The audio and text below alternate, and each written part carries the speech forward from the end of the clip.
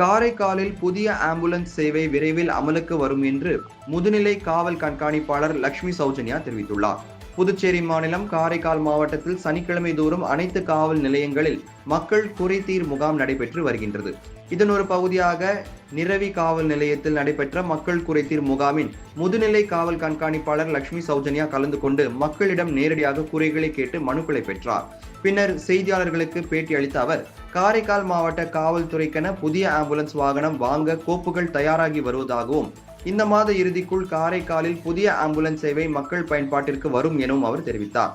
புறவழிச்சாலை மற்றும் அதிக வாகனங்கள் செல்லக்கூடிய சாலைகளில் போக்குவரத்து சிக்னல்கள் எந்தெந்த இடங்களில் தேவை என்பதை கண்டறிந்து சிக்னல்கள் அமைக்க நடவடிக்கை எடுக்கப்பட்டு வருவதாக கூறிய லட்சுமி சௌஜன்யா, காரைக்கால் மாவட்டம் முழுவதும் போலீசார் சுற்று காவல் பணியை தீவிரப்படுத்தி உள்ளதாக தெரிவித்தார். Okay, ambulance, there is a lot of request regarding ambulance available for police. Work order has already been issued, so we are looking forward that in month of April, ambulance should be available. That will make sure that any accident takes place, we'll immediately go for the rescue of the person who is injured.